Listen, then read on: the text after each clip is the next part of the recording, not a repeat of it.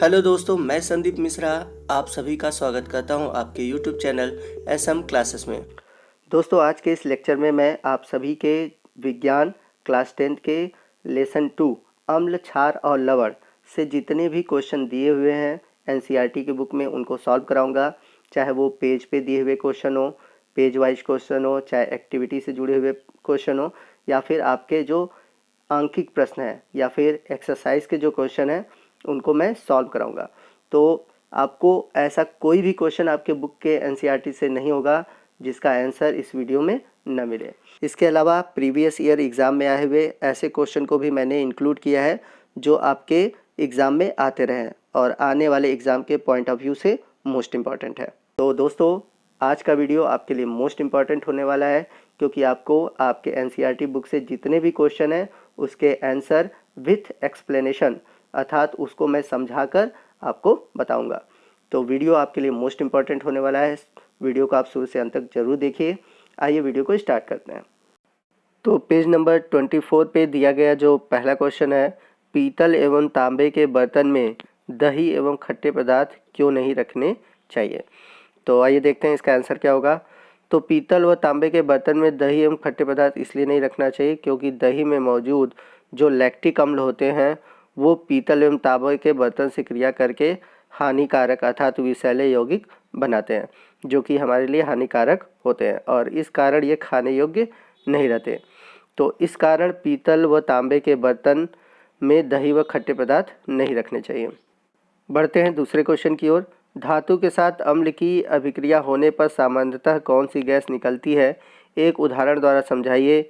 इस गैस की उपस्थिति की जांच आप कैसे करेंगे। तो आपको पहले पार्ट में मैंने बताया है कि जब भी हम किसी धातु की अम्ल से क्रिया करते हैं तो उस प्रक्रिया में हाइड्रोजन गैस निकलती है। तो अगर हम एग्जाम्पल के थ्रू समझे, जब हम जिंक धातु की क्रिया सल्फ्यूरिक एसिड अर्थात H2SO4 से कराते हैं तो बनता है जिंक सल्फेट और हाइड्रोजन गैस। अब कैसे हम जांच करेंगे कि इस अभिक्रिया में गैस निकल रही है, तो उसके लिए मैंने एक आपको एक्टिविटी भी बताया था जिसे हम बोलते हैं पॉप टेस्ट। तो जैसा कि आप देख सकते हैं कि एक टेस्ट ट्यूब में हम लोगों ने जिंक के टुकड़े लिए छोटे छोटे और उसमें हम लोग डाइल्यूट सल्फ्यूरिक एसिड लिया। तो यहाँ से हाइड्रोजन गैस निकलती है। तो आप देख सकते हैं हाइड्रोजन गैस निकली। अब इसके पास यदि हम लोग जलती हुई मोमबत्ती या फिर माचिस लेकर जाते हैं तो पॉप की आवाज़ आती है और इस प्रैक्टिकल से प्रूफ होता है कि उसमें से हाइड्रोजन गैस निकलती है।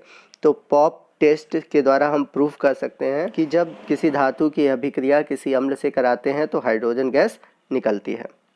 आइए बढ़ते हैं थर्ड क्वेश्चन की ओर। कोई धातु यौगिक ए तनु हाइड्रोक्लोरिक अम्ल के साथ अभिक्रिया करता है और बुदबुदाहट उत्पन्न होती है। इस पे उत्पन्न गैस जलती हुई मोमबत्ती को बुझा देती है। यदि उत्पन्न यौगिक में 1 से कैल्शियम क्लोराइड है तो इस अभिक्रिया के लिए संतुलित अभिक्रिया का समीकरण लिखिए।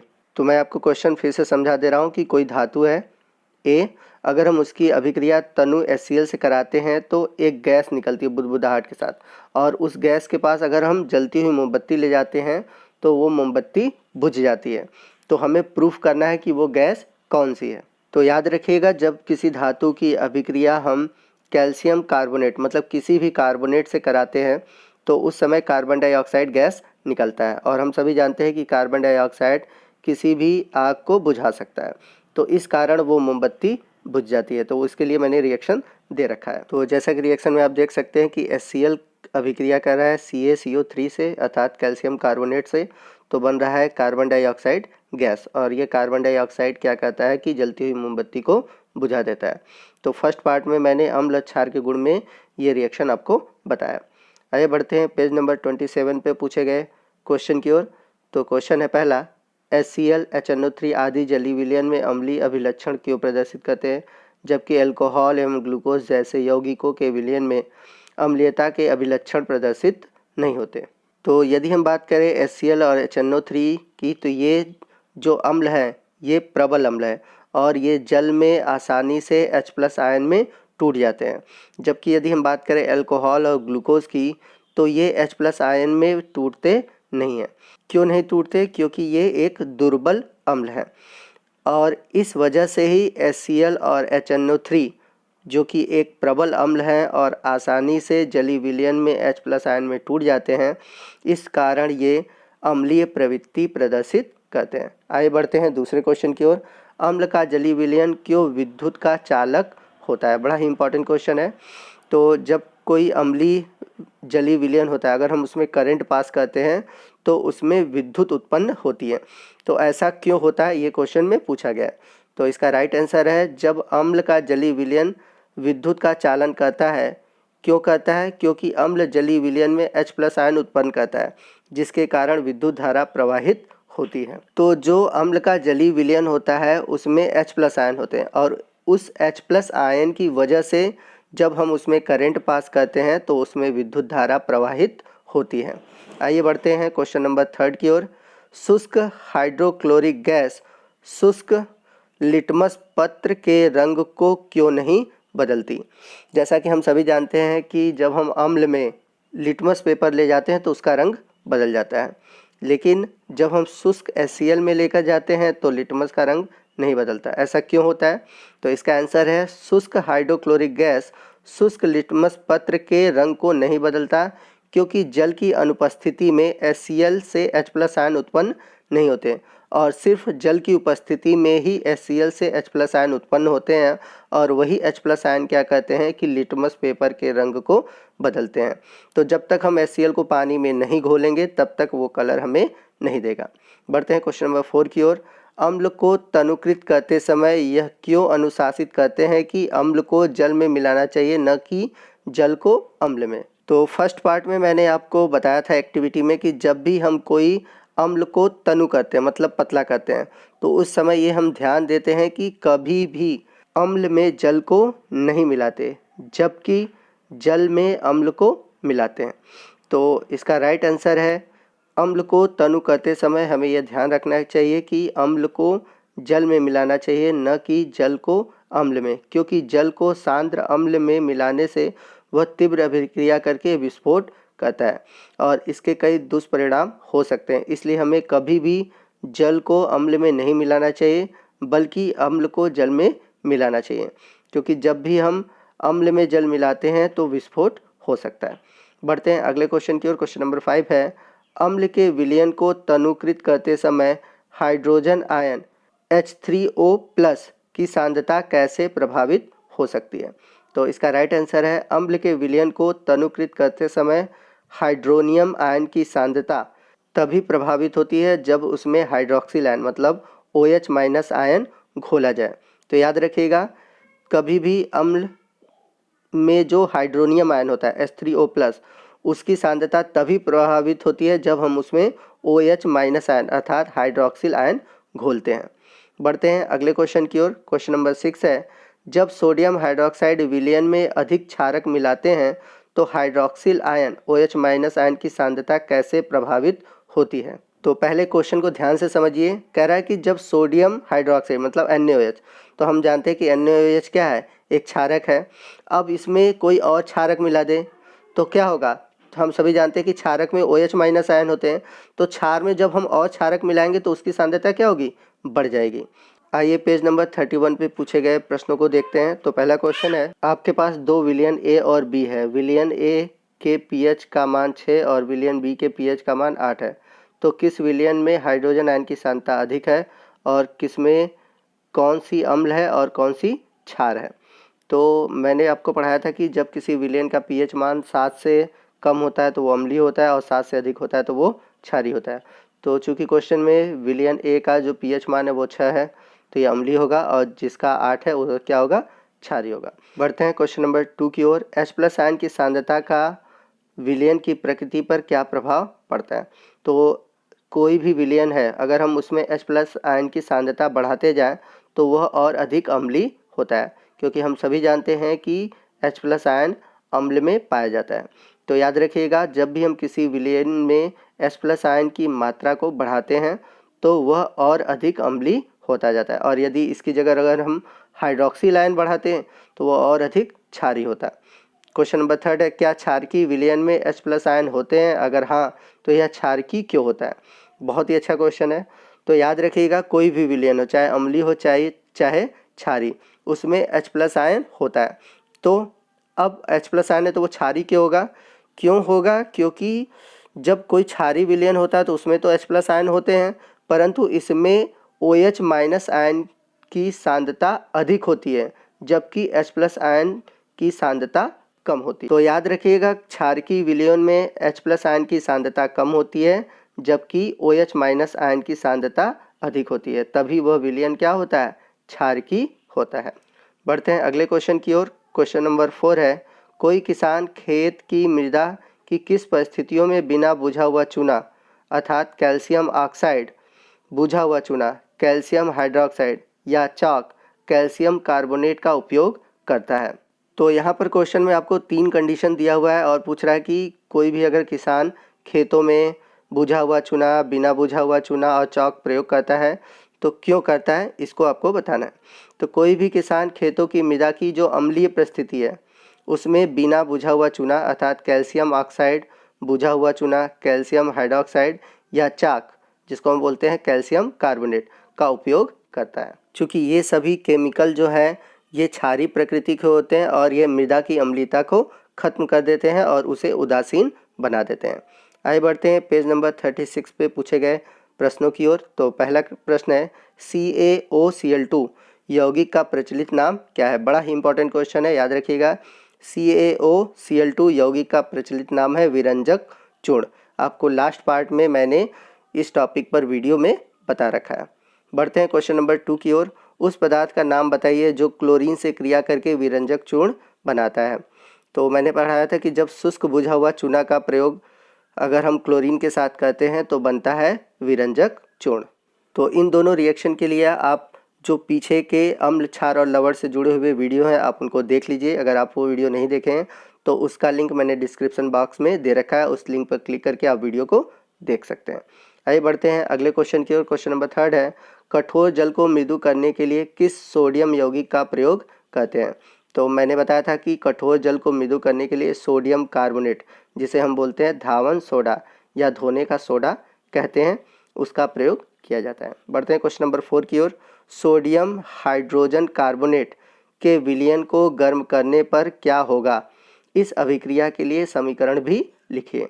तो सोडियम हाइड्रोजन कार्बोनेट के विलयन को गर्म करने पर निम्नलिखित अभिक्रिया होती है। जैसा कि नीचे रिएक्शन आप देख सकते हैं, NaHCO3 को जब हम गर्म करते हैं तो बनता है सोडियम कार्बोनेट, जल और कार्बन डाइऑक्साइड। तो अभिक्रिया के लिए रिएक्शन नीचे दिया गया है। बढ़ते हैं क्वेश्चन नंबर 5 की ओर, जो कि मोस्ट इंपॉर्टेंट क्वेश्चन है। प्लास्टर ऑफ पेरिस की जल के साथ अभिक्रिया के लिए समीकरण लिखिए।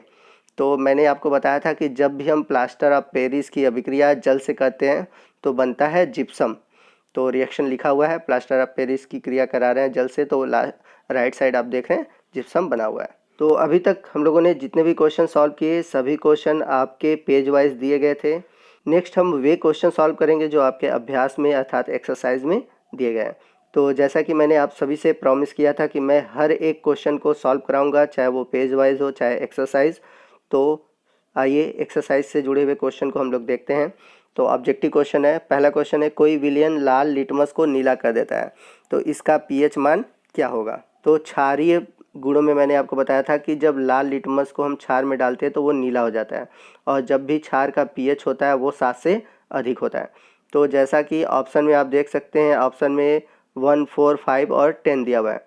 तो कोई भी वैल्यू में जो 10 है वो 7 से अधिक है, अर्थात 10 है, और 10 पीएच किसका हो सकता है, क्षार का हो सकता है। तो राइट आंसर होगा डी।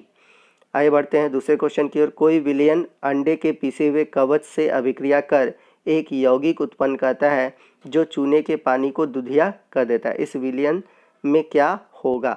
तो हम सभी जानते हैं जो अंडे के कवर होते हैं वो कैल्शियम कार्बोनेट के बने होते हैं, और जब कैल्शियम कार्बोनेट से HCl क्रिया करता है तो कार्बन डाइऑक्साइड गैस बनती है, और जब हम कार्बन डाइऑक्साइड गैस को चूने के पानी में विसरित करते हैं तो वो दुधिया बन जाता है। तो यहाँ पर जो केमिकल है वो है HCl। तो राइट ऑप्शन है ऑप्शन बी HCl। जब हम HCl की क्रिया अंडे के पीसे हुए कवच अर्थात CaCO3 से करेंगे तो कार्बन डाइऑक्साइड गैस निकलेगी जो कि चूने के पानी को दुधिया कर देगी। बढ़ते हैं क्वेश्चन नंबर 3 की ओर। NaOH का 10 ml विलयन HCl के 8 ml विलयन को पूर्णतः उदासीन कर देता है। यदि हम NaOH के उसी विलयन का 20 ml लें तो इसे उदासीन करने के लिए HCl के उसी विलयन की कितनी मात्रा की आवश्यकता होगी। तो आप क्वेश्चन को ध्यान से देखिए, कह रहा है कि 10 ml NaOH को उदासीन करने के लिए 8 ml HCl की ज़रूरत होती है। अब यहाँ पर NaOH की मात्रा 10 ml से क्या कर गया, 20 ml कर दिया गया, मतलब डबल कर दिया गया। तो जाहिर सी बात है HCl की मात्रा भी हम डबल करेंगे। तो शुरू में HCl की मात्रा कितनी थी, 8 ml, जब हम NaOH 10 ml लिए थे, लेकिन जब हम NaOH 20 ml ले रहे हैं तो HCl कितना हो जाएगा, 16 ml, क्योंकि 8 का डबल क्या होगा, 16 होगा। तो हमारा राइट आंसर होगा 16 ml। तो 20 ml NaOH को उदासीन करने के लिए 16 ml HCl की आवश्यकता पड़ेगी। अगला क्वेश्चन है क्वेश्चन नंबर 4, अपच का उपचार करने के लिए निम्न में से कौन सी औषधि का प्रयोग करते हैं। तो अपच मैंने बताया था आपको एसिडिटी, तो एसिडिटी होता है तो मतलब एसिडिक की मात्रा पेट में बढ़ जाती है, स्टमक में बढ़ जाती है। तो अम्ल बढ़ा है तो अम्ल को कैसे हम उदासीन करेंगे, क्षार से। तो क्षार मतलब एंटी एसिडिक, मतलब उसको हिंदी में क्या बोल सकते हैं, प्रति अम्ल। तो जब भी अपच होता है तो उस कंडीशन में हम लेते हैं एंटी एसिडिक अर्थात प्रति अम्ल का प्रयोग करते हैं। तो यहाँ पर राइट ऑप्शन है ऑप्शन सी। बढ़ते हैं अगले क्वेश्चन की ओर। क्वेश्चन नंबर 5 है, निम्न अभिक्रिया के लिए पहले शब्द समीकरण लिखिए तथा उसके बाद संतुलित समीकरण लिखिए। तो यहाँ पर आपको क्वेश्चन दिए हुए हैं और उस क्वेश्चन से रिलेटेड आपको इक्वेशन बनाने हैं। तो फर्स्ट लेसन में रिएक्शन को बैलेंस करना सीखना है, क्योंकि आप लोगों ने वो बैलेंस करना नहीं सीखा है। तो इस क्वेश्चन को हम लोग आगे सॉल्व करेंगे, बट हाँ इसके आंसर मैंने यहाँ पर प्रोवाइड कर रखे हैं, आप आंसर को लिख सकते हैं। जब आगे मैं आपको फर्स्ट लेसन पढ़ा दूंगा तो उसमें हर क्वेश्चन को फिर से सॉल्व कराऊंगा। तो इस क्वेश्चन के आप आंसर लिख लीजिए, स्क्रीनशॉट ले लीजिए और इसके आंसर आगे मैं आपको प्रोवाइड करा देता हूँ। तो जितने भी इक्वेशन दिए गए हैं उसके लिए रिएक्शन आपके सामने है, आप इसका स्क्रीनशॉट लेकर आंसर भी उसके सामने लिख सकते हैं। बाद में मैं आपको बताऊंगा कि कैसे रिएक्शन को हम लोग लिखते हैं और कैसे बैलेंस करते हैं और कैसे इस तरह के क्वेश्चन को सॉल्व करते हैं। तो फर्स्ट लेसन का वेट करिए। आगे बढ़ते हैं अगले क्वेश्चन की ओर। क्वेश्चन नंबर 6 है, एल्कोहल एवं ग्लूकोज जैसे यौगिक में भी हाइड्रोजन होते हैं लेकिन इनका वर्गीकरण अम्ल की तरह नहीं होता, एक क्रियाकलाप द्वारा साबित कीजिए। तो ऊपर ऐसे ही एक क्वेश्चन पूछा गया था, बस थोड़ा सा चेंज था। तो ऊपर मैंने इसको एक्सप्लेन किया हुआ है, मैं फिर से यहाँ पर एक्सप्लेन कर दे रहा हूँ क्योंकि यहाँ पर क्रियाकलाप पूछा हुआ है, तो क्रियाकलाप के थ्रू हम इसको एक्सप्लेन करेंगे। तो ग्लूकोज, एल्कोहल, HCl, सल्फ्यूरिक अम्ल आदि का विलयन लेते हैं और एक कार्क पर 2 कील लगाकर कार्क को 100 ml के बीकर में रख देते हैं। जब हम कीलों को 6 वोल्ट की एक बैटरी से दोनों टर्मिनल के साथ एक बल्ब तथा स्विच के माध्यम से जोड़ते हैं। अब बीकर में थोड़ा तनु HCl डालकर विद्युत धारा प्रवाहित करते हैं। इस क्रिया को तनु सल्फ्यूरिक अम्ल के साथ भी दोहराते हैं, एल्कोहल के साथ भी दोहराते हैं और ग्लूकोज के साथ भी दोहराते हैं। मतलब सभी में हम सभी के विलयन में क्या करेंगे कि 100 ml लेंगे सबका और उसमें 6 वोल्ट की बैटरी लगा देंगे और एक बल्ब लगा देंगे। तो जब हम ऐसा करेंगे तो हम देखेंगे कि जो HCl है और सल्फ्यूरिक अम्ल है इसमें ही बल्ब जलता है। क्यों? क्योंकि इनके विलयन में H+ आयन उत्पन्न होते हैं, मैंने ऊपर बताया था। लेकिन जो ग्लूकोज और एल्कोहल के विलयन है उसमें बल्ब नहीं जलता। क्यों नहीं जलता? क्योंकि इनमें H+ आयन नहीं बनते। आगे बढ़ते हैं अगले क्वेश्चन की ओर। क्वेश्चन नंबर 7 है, आश्रित जल विद्युत का चालक क्यों नहीं करता जबकि वर्षा का जल करता है। तो क्वेश्चन में पूछा है कि जो आश्रित जल है, आश्रित जल उसे कहते हैं जब हम भाप को ठंडा करके जल प्राप्त करते हैं, तो उसे हम बोलते हैं आश्रित जल। तो जब हम आश्रित जल में विद्युत धारा प्रवाहित करते हैं तो उसमें विद्युत धारा प्रवाहित नहीं होती, लेकिन जो बारिश का जल होता है उसमें विद्युत धारा प्रवाहित होती है। तो इसका सेम आंसर ऊपर वाले क्वेश्चन की तरह है, क्योंकि जो आश्रित जल होते हैं, आश्रित जल शुद्ध होते हैं, उसमें कोई भी अम्ल नहीं होता, इसलिए इसमें विद्युत धारा का चालन नहीं होता। जबकि जो बारिश का जल है, तो बारिश के जल में हम सभी जानते हैं कि उसमें अम्लीय वर्षा होती है, अर्थात सल्फर डाइऑक्साइड, नाइट्रोजन के ऑक्साइड, अम्ल घुले होते हैं। तो अम्ल घुले होने के कारण उसमें H+ आयन होता है और H+ आयन के कारण उसमें विद्युत का चालन होता है। जबकि आश्रित जल शुद्ध होता है, इसलिए उसमें अम्ल नहीं होते और उसमें विद्युत धारा प्रवाहित नहीं होती। तो ये इसका राइट आंसर है। बढ़ते हैं अगले क्वेश्चन की ओर। क्वेश्चन नंबर 8 है, जल की अनुपस्थिति में अम्ल का व्यवहार अम्लीय क्यों नहीं होता। कहने का मतलब है कि जब हम किसी अम्ल को बिना जल के यूज़ करते हैं तो वो अम्लीय प्रवृत्ति क्यों प्रदर्शित नहीं करता। तो इस टाइप का क्वेश्चन ऊपर भी पूछा गया था और लिटमस पेपर से रिलेटेड देकर पूछा गया था। तो इसका राइट आंसर है कि जब जल की अनुपस्थिति होती है तो अम्ल में जो उपस्थित H+ आयन होते हैं वो अलग नहीं हो पाते, तो इनके H+ आयन अलग न होने के कारण वो अम्लीय प्रवृत्ति प्रदर्शित नहीं करते। आगे बढ़ते हैं अगले क्वेश्चन की ओर। क्वेश्चन नंबर 9 है, 5 विलयनों A, B, C, D व E की जब सार्वत्रिक सूचक, जिसको हम बोलते हैं यूनिवर्सल इंडिकेटर, से जांच की जाती है तो pH मान क्रमशः 4, 1, 11, 7 एवं 9 प्राप्त होते हैं। तो ये किस तरह के विलयन है आपको बताना है। जो दिया गया है 4, 1, 11, 7 एवं 9, तो ये किस तरह के विलयन होंगे। तो जैसा कि pH वाले टॉपिक में मैंने आपको बता रखा है कि जो 7 से कम होते हैं वो अम्ल होते हैं, 7 से अधिक होते हैं वो क्षार होते हैं, और यदि pH मान 1 से 3 के बीच होता है तो वो प्रबल अम्ल होते हैं, तो 1 वाला प्रबल अम्ल होगा, और 4 से 7 के बीच होते हैं तो वो दुर्बल अम्ल होते हैं, तो जिसका वैल्यू 4 है वो दुर्बल अम्ल होगा। जिसका pH वैल्यू 7 होगा वो उदासीन होगा, और जिसका वैल्यू 7 से 9 के बीच होगा वो दुर्बल क्षार होगा, और जिसका 9 से अधिक होगा वो प्रबल क्षार होगा। मतलब 11 से लेकर 14 के बीच क्या होंगे, प्रबल क्षार होंगे। तो ये सभी चीज़ें मैंने पिछले वीडियो में बता रखी हैं, आप वो वीडियो देख लीजिए तो ये आपको क्वेश्चन आसानी से समझ में आ जाएगा। बढ़ते हैं क्वेश्चन नंबर 10 की ओर। परख नली A एवं B में समान लंबाई की मैग्नीशियम की पट्टी लीजिए। परख नली A में हाइड्रोक्लोरिक अम्ल अर्थात HCl तथा परख नली B में एसिटिक अम्ल अर्थात CH3COOH डालिए। किस परख नली में अधिक तेज़ी से बुदबुदाहट होगी और क्यों। तो यहाँ पर एक्टिविटी है एक तरह से कि दो हम लोग परख नली ले देते हैं और एक में HCl लेंगे और दूसरे में एसिटिक अम्ल लेंगे। अब उसमें हम मैग्नीशियम की पट्टी डालेंगे, A और B इन दोनों को डालेंगे तो उसमें बुदबुदाहट निकलती है। तो क्वेश्चन पूछ रहा है कि किस परख नली में अधिक बुदबुदाहट निकलेगी। तो परख नली A में अधिक बुदबुदाहट होगी क्योंकि उसमें प्रबल अम्ल है, HCl है, जबकि जो एसिटिक अम्ल है वो प्रबल अम्ल नहीं है, तो इसलिए एसिटिक अम्ल वाले में बहुत कम बुदबुदाहट उत्पन्न होगी। तो रीज़न जान लीजिए, HCl प्रबल अम्ल है इसलिए उसमें अधिक बुदबुदाहट होगी, जबकि एसिटिक अम्ल एक कमज़ोर अम्ल है इसलिए उसमें बुदबुदाहट बहुत कम होगी। आइए बढ़ते हैं अगले क्वेश्चन की ओर। क्वेश्चन नंबर 11 है, ताज़े दूध में pH मान 6 होता है, दही बन जाने पर pH के मान में क्या परिवर्तन होगा, अपना उत्तर समझाइए। तो जो ताज़ा दूध होता है उसका pH मान 6 होता है, और जब दही बनने की प्रक्रिया स्टार्ट होती है तो लैक्टिक अम्ल का निर्माण होता है, इसलिए दही के pH मान 6 से और क्या होंगे, कम हो जाएंगे। क्योंकि हम सभी जानते हैं कि जो अम्ल होते हैं उसके pH मान जो होते हैं वो 7 से कम होते हैं। तो दूध में अगर pH मान 6 है तो वो लगभग आपके उदासीन के आसपास है, क्योंकि 6 के बाद 7 आने वाला है। लेकिन जब दूध से दही बनता है तो लैक्टिक अम्ल बन जाता है, तो लैक्टिक अम्ल जहाँ बना तो pH मान और कम होगा, तो इसलिए जो दूध का pH 6 था वो भी 6 से और कम हो जाएगा। अगला क्वेश्चन बहुत ही अच्छा है, इसको आप नोट कर लीजिएगा। क्वेश्चन नंबर 12 है, एक ग्वाला ताज़े दूध में थोड़ा सा बेकिंग सोडा मिलाता है। तो पहला कंडीशन दिया है, ताज़ा दूध के pH का मान 6 से बदलकर थोड़ा क्षारीय क्यों बना देता है।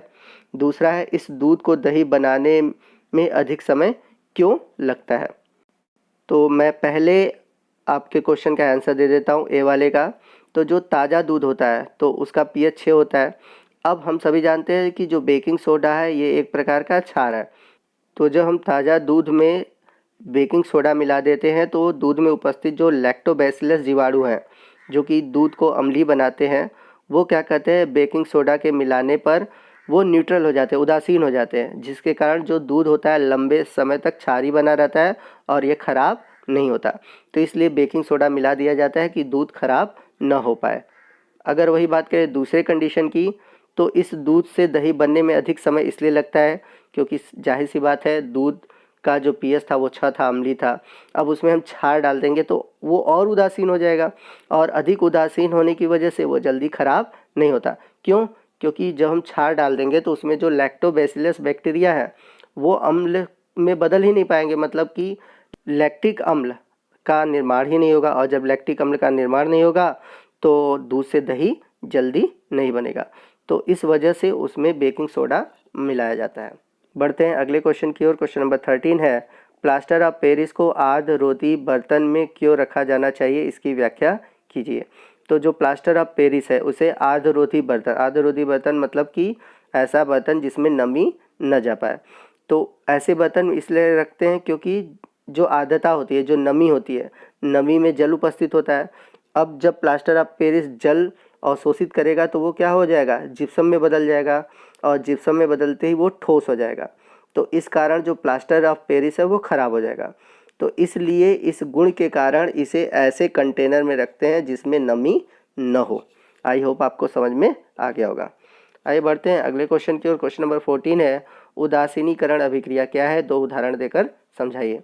तो मैंने पीछे के वीडियो में आपको बताया था कि वह अभिक्रिया जिसमें अम्ल और क्षार अभिक्रिया करके लवण और जल बनाते हैं, ऐसी अभिक्रिया को हम बोलते हैं उदासीनीकरण अभिक्रिया। और इसके लिए मैंने रिएक्शन बता रखे हैं, तो आप पीछे जो वीडियो बने हैं उनको देख सकते हैं। आगे बढ़ते हैं अगले क्वेश्चन की ओर। क्वेश्चन नंबर 15 है, धोने का सोडा एवं बेकिंग सोडा के 2 प्रमुख उपयोग बताइए।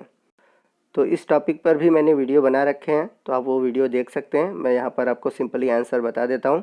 तो अगर हम बात करें धोने के सोडा का उपयोग, तो सोडियम कार्बोनेट का उपयोग कांच, साबुन व कागज़ बनाने में होता है। इसका उपयोग बोरेक्स जैसे सोडियम यौगिक बनाने में होता है। सोडियम कार्बोनेट का उपयोग घर की साफ़ सफाई में करते हैं, क्योंकि इसे धावन सोडा बोलते हैं, तो कपड़े की सफाई में यूज़ होता है। और यदि बात करें सबसे मोस्ट इम्पॉर्टेंट उपयोग की, तो यह जल की जो स्थायी कठोरता होती है उसको दूर करने में प्रयोग किया जाता है। वहीं बात करते हैं अगर हम बेकिंग सोडा के उपयोग की, तो बेकिंग सोडा का उपयोग खाने की चीज़ों को मुलायम, स्पंजी व खस्ता बनाने में किया जाता है। वहीं बेकिंग सोडा के क्षारीय होने के कारण इसका उपयोग पेट में जब एंटी एसिडिटी हो जाती है तो उस समय यूज़ करते हैं, ताकि पेट को राहत पहुंचाया जा सके। और कभी कभी इसका उपयोग खाने को शीघ्रता से पकाने के लिए भी किया जाता है। इसका उपयोग सोडा अम्ल, अग्निशामक अर्थात आग बुझाने में भी किया जाता है। तो बेकिंग सोडा के ये उपयोग थे। आइए आपके बुक से रिलेटेड जो महत्वपूर्ण प्रश्नोत्तरी है उसके भी क्वेश्चन को हम लोग सॉल्व करते हैं। तो प्रश्नोत्तरी तो वैसे आपको सॉल्व करना चाहिए, बट आप अभी अपने से सॉल्व करके देखिए। इन केस अगर आपको नहीं आता है तो आप फिर से वीडियो को देख सकते हैं। तो वीडियो को पॉज कर लीजिए और पॉज करके आप जितने भी क्वेश्चन हैं महत्वपूर्ण प्रश्नोत्तरी के उसको सॉल्व कीजिए। चलिए तो पहले क्वेश्चन की बात करते हैं। CaOCl2 यौगिक का प्रचलित नाम क्या है। तो ऊपर मैंने बताया था इसका नाम क्या है, ब्लीचिंग पाउडर। क्वेश्चन नंबर 2 है, उस पदार्थ का नाम बताइए जो क्लोरीन से क्रिया करके विरंजक चूर्ण बनाता है। तो इसका भी आंसर मैंने ऊपर बताया। क्वेश्चन नंबर 3 है, कठोर जल को मृदु करने के लिए किस सोडियम यौगिक का उपयोग करते हैं। तो ऊपर मैंने बताया था सोडियम कार्बोनेट, जिसका नाम है धोने का सोडा और फार्मूला है Na2CO3 10H2O। क्वेश्चन नंबर 4 है, सोडियम हाइड्रोजन कार्बोनेट के विलयन को गर्म करने पर क्या होता है, इस अभिक्रिया के लिए समीकरण लिखिए। तो इसके लिए भी मैंने ऊपर आपको बता रखा था कि जब सोडियम हाइड्रोजन कार्बोनेट को गर्म करते हैं तो सोडियम कार्बोनेट जल और कार्बन डाइऑक्साइड गैस बनती है। तो इसके लिए आप रिएक्शन लिख सकते हैं। क्वेश्चन नंबर 5 है, प्लास्टर ऑफ पेरिस के साथ जल की क्रिया कराएंगे तो क्या होगा। तो इसके लिए भी मैंने रिएक्शन बता रखा था कि जब भी प्लास्टर ऑफ पेरिस की अभिक्रिया जल से कराते हैं तो बनता है जिप्सम, और इस कारण ही प्लास्टर ऑफ पेरिस हार्ड हो जाता है, कठोर हो जाता है। और प्लास्टर ऑफ पेरिस का उपयोग जब आपको चोट लगती है या हड्डियां टूट जाती हैं तो उसको जमाने में या उसको स्थिर करने में प्रयोग किया जाता है।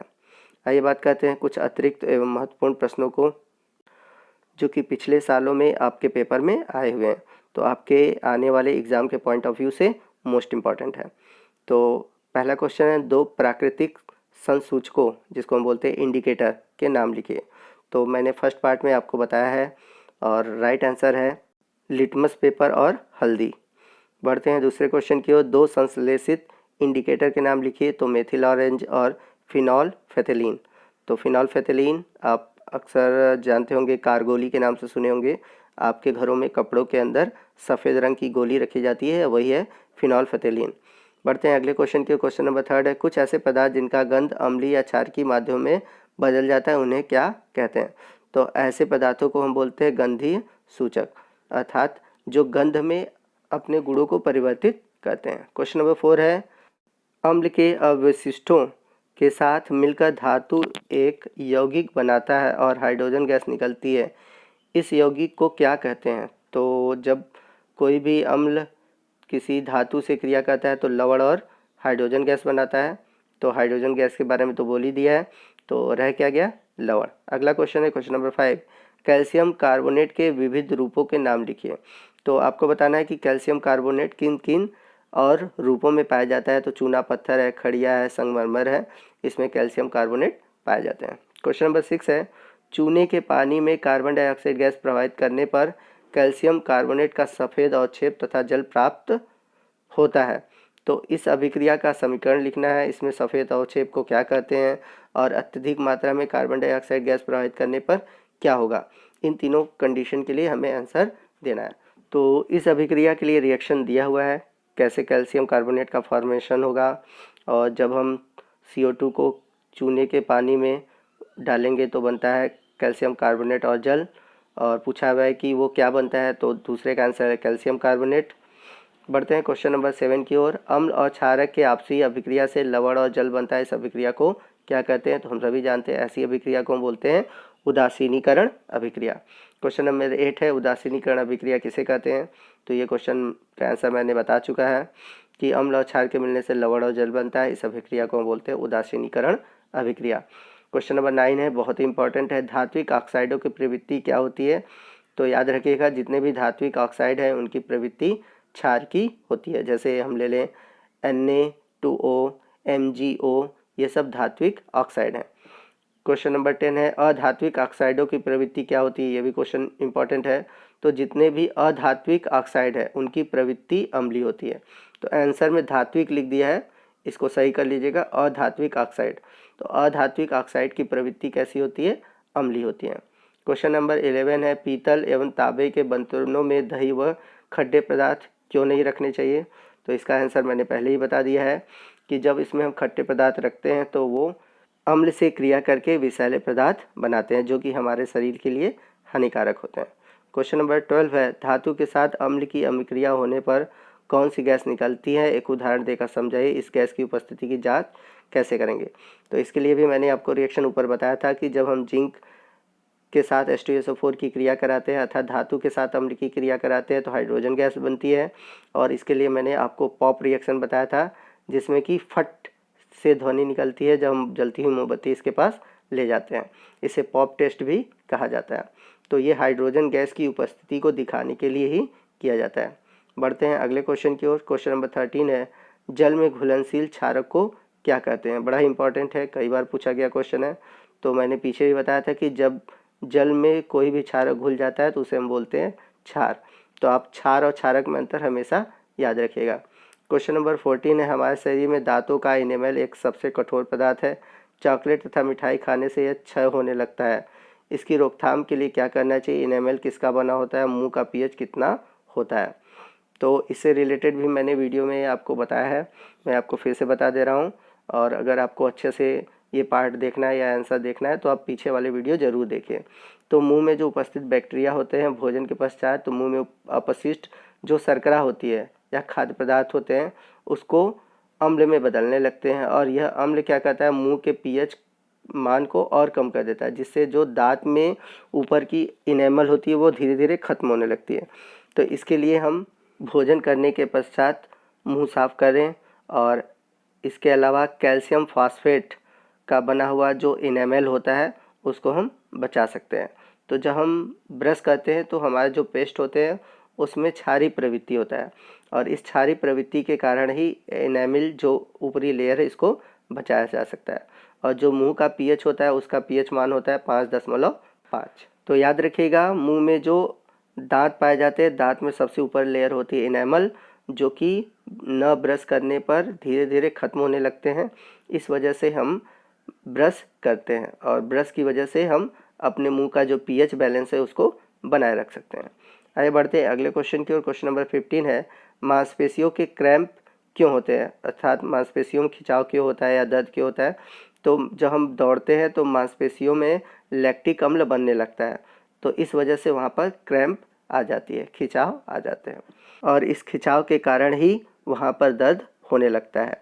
दर्द क्यों होता है? क्योंकि उसमें लैक्टिक अम्ल पाया जाता है। क्वेश्चन नंबर 16 है, एक पदार्थ ए वॉशिंग सोडे अर्थात धावन सोडा से क्रिया सिरके से करते हैं तो प्राप्त होता है, तो पदार्थ ए क्या है? क्वेश्चन में पूछ रहा है कि जब हम वॉशिंग सोडा की अभिक्रिया सिरके से कराए अर्थात एसिटिक अम्ल से कराए तो क्या बनता है? तो बनता है सोडियम एसीटेट, जिसका फार्मूला होता है CH3COONA। रिएक्शन में आप देख सकते हैं, तो जो वह ए पदार्थ है वो है सोडियम एसीटेट।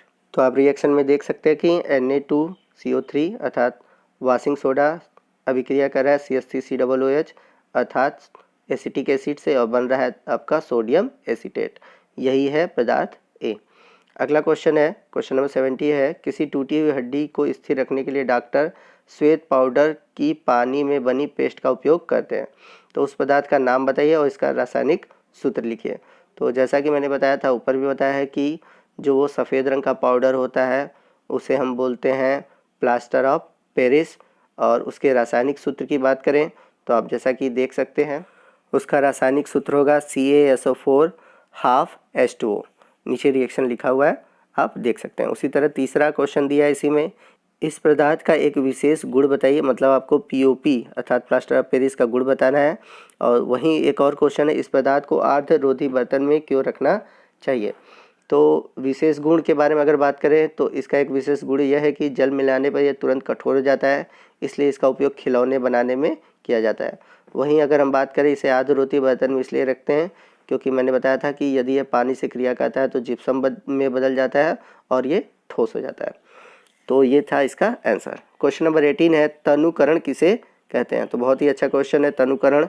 तो जल में अम्ल या क्षारक मिलाने पर उसके आयन की जो सांद्रता होती है उसमें कमी आती है, और इस प्रक्रिया को ही हम बोलते हैं तनुकरण। तो तनुकरण का मतलब मैंने बताया था कि जब हम किसी अम्ल या क्षार को पतला करते हैं तो उसमें हम क्या करते हैं? पानी मिलाते हैं। तो पानी मिलाने से उसमें जो H+ आयन है और OH आयन है उनकी मात्रा कम हो जाती है, और यही प्रक्रिया कहलाती है तनुकरण। क्वेश्चन नंबर 19 है, दैनिक जीवन में pH का महत्व लिखिए। तो इससे रिलेटेड भी मैंने वीडियो बना रखा है, आपने वीडियो देखा होगा तो ज़रूर आप आंसर बता सकते हैं। फ़िलहाल मैं आपको यहाँ पर आंसर बता देता हूँ। तो हमारा शरीर 7 से 7.8 pH के बीच कार्य करता है, ये सबसे बड़ी चीज़ है। दूसरा है, मिट्टी के pH की अम्लीय प्रकृति होती है, तो फसल के लिए ये अनुकूलन अर्थात अनुकूलित नहीं होता। यदि किसी मिट्टी की pH प्रकृति अम्लीय हो जाए तो वो फसल के लिए अच्छा नहीं होता। हमारे उदर में हाइड्रोक्लोरिक अम्ल जो कि उदर को हानि पहुंचाए बिना पाचन कर सकता है। वहीं दूसरा बात करें फोर्थ उपयोगिता की, तो यदि मुंह का जो मान है pH मान वो 5.5 से कम होता है तो जो दांत होते हैं उनमें क्षय होने लगता है। तो ये कुछ pH के इम्पोर्टेंट थे। क्वेश्चन नंबर 20 है, विरंजक चूर्ण का निर्माण कैसे होता है? इसका 3 उपयोग लिखिए। तो मैंने बताया था कि जो विरंजक चूर्ण है उसका निर्माण जब हम शुष्क बुझा हुआ चूना अर्थात CaOH के वोल्टेज पर क्लोरीन की क्रिया करते हैं तो विरंजक चूर्ण बनता है। तो उसके लिए रिएक्शन आप देख ही सकते हैं। अब बात करें इसके उपयोग की, तो वस्त्र उद्योग में सूती एवं लिनेन के विरंजक, विरंजन का मतलब होता है रंग उड़ाना, तो विरंजन के लिए कागज़ की फैक्ट्री में लकड़ी के मज्जा एवं लॉन्ड्री में साफ कपड़ों के विरंजन में कहते हैं। तो विरंजन का मतलब क्या है? रंग उड़ाना, जिसे इंग्लिश में कहते हैं ब्लीच, इसलिए विरंजक चूर्ण को इंग्लिश में क्या बोलते हैं? Bleaching powder. अगला अगर उपयोगिता की बात करें, रासायनिक उद्योग में उपचायक के रूप में प्रयोग किया जाता है। तो जो फैक्ट्री होती हैं या फिर रासायनिक उद्योग होते हैं उनमें हम इसका उपयोग उपचायक के रूप में करते हैं। तो उपचायक क्या होता है आगे के चैप्टर में हम इसको जानेंगे। तीसरा उपयोग की बात करें तो पीने वाले जल को जीवाणु मुक्त करने के लिए भी इसका उपयोग करते हैं। क्वेश्चन नंबर 21 है, लिटमस पत्र कहाँ से प्राप्त होता है? तो याद रखिएगा जो लिटमस पेपर होते हैं वो बनते हैं लाइकेन से, और लाइकेन को थैलोफाइटा में रखा गया है। अगर आपने क्लास 9th में बायो पढ़ा है तो उसमें लाइकेन रहा होगा। लाइकेन क्या होते हैं? ये कवक और शैवाल से मिलकर बने होते हैं। तो जो लिटमस पेपर होता है वो लाइकेन से प्राप्त होता है। तो ये इंपॉर्टेंट है, आप इसको याद रखें। क्वेश्चन नंबर 22 है, 3 प्राकृतिक पदार्थों के नाम बताइए जो अम्ल और क्षार की उपस्थिति में सूचित करते हैं। तो जो प्राकृतिक अगर इंडिकेटर की बात करें तो हल्दी, लिटमस पत्र, लाल बंद गोभी, ये सभी प्राकृतिक इंडिकेटर हैं। बढ़ते हैं अगले क्वेश्चन की ओर। क्वेश्चन नंबर 23 है, अम्ल और क्षारक के 2 दो रासायनिक गुण लिखिए। यदि हम बात करें अम्ल के रासायनिक गुण की तो यह जल के साथ H+ आयन प्रदान करता है। वहीं अगर अम्ल धातु से क्रिया करता है तो हाइड्रोजन गैस देता है। वही बात करें हम क्षार के रासायनिक गुण की तो यह जल से क्रिया करता है तो हाइड्रोक्सिल आयन अर्थात OH आयन प्रदान करता है और क्षारक अम्ल के साथ क्रिया करके लवण और जल बनाता है। क्वेश्चन नंबर 24 है, आश्रित जल विद्युत का चालक क्यों नहीं होता जबकि वर्षा का जल होता है। तो ऊपर मैंने आपको आंसर बताया है, तो आप ऊपर देख सकते हैं। क्वेश्चन नंबर 25 है, पीतल व तांबे के बर्तनों में दही क्यों नहीं रखी जाती या नहीं जमाई जाती है। तो इसका आंसर भी मैंने आपको बता रखा है। क्वेश्चन नंबर 27 है, हमारे शरीर में दांतों का एनिमल सबसे कठोर पदार्थ है। चॉकलेट तथा मिठाई खाने से यह क्षय होता है। इसकी रोकथाम करने के लिए क्या करना चाहिए। एनिमल किसका बना होता है। मुंह का pH कितना होता है। तो इससे भी रिलेटेड मैंने ऊपर अभी आपको आंसर बताया है कि जो चॉकलेट और मिठाई खाने से शरीर में जो मुख है, मुख में आपके क्या बनने लगते हैं, अम्ल बनने लगते हैं। इसलिए जो हम ब्रश करते हैं उसमें क्षारीय पदार्थ होता है जो कि मुंह की जो अम्लीय प्रवृत्ति है उसको नष्ट करता है। क्वेश्चन नंबर 28 है, एक पदार्थ ए वॉशिंग सोडे से सिरके के साथ क्रिया करता है तो क्या बनता है। तो ऊपर मैंने आपको बताया था सोडियम एसीटेट बनता है। रिएक्शन भी दिया हुआ है, आप उसको देख सकते हैं। क्वेश्चन नंबर 29 है, किसी टूटी हुई हड्डी को स्थिर करने के लिए डॉक्टर श्वेत पाउडर पानी में पेस्ट बनाकर उपयोग करता है। तो ऐसे क्वेश्चन का ऊपर मैंने आंसर आपको दे रखा है। क्वेश्चन नंबर 30 है, सभी अम्लों में क्या समानता है, कोई एक समानता लिखिए। तो इस क्वेश्चन का आंसर आप खुद खोजिए और हमको आंसर के रूप में आप कमेंट बॉक्स में लिखकर बताइए कि सभी अम्लों में क्या समानता है और कोई एक समानता लिखिए। तो दोस्तों आई होप कि आपको वीडियो में जितने भी क्वेश्चन थे समझ में आ गए होंगे। फिर भी यदि आपको कोई भी डाउट है तो कमेंट करके आप पूछ सकते हैं, मैं आपको उसको रिप्लाई करके आंसर दूंगा। तो यदि वीडियो अच्छा लगा है तो प्लीज़ अपने दोस्तों में इसे अधिक से अधिक शेयर कीजिए ताकि आपके फ्रेंड भी इसका बेनिफिट पा सकें। दोस्तों आज के लिए बस इतना ही। यदि आपको वीडियो अच्छा लगा हो तो प्लीज़ वीडियो को लाइक कीजिएगा। यदि आपको कोई भी डाउट हो या आप कोई भी क्वेश्चन पूछना चाहते हैं तो आप हमें कमेंट कीजिए, मैं आपको उसका रिप्लाई करूँगा। इस वीडियो को अपने दोस्तों में अधिक से अधिक शेयर कीजिए ताकि वो भी इस वीडियो का लाभ उठा पाएँ। और यदि अभी तक आपने हमारे चैनल को सब्सक्राइब नहीं किया और हमारे चैनल पे आप नए हैं तो प्लीज़ हमारे चैनल को सब्सक्राइब कीजिए और बगल में जो बेल आइकन है उसको प्रेस कीजिए ताकि जब भी मैं कोई नया वीडियो अपलोड करूं उसका नोटिफिकेशन आपको मिलता रहे। तो आज के लिए बस इतना ही। जय हिंद, जय भारत।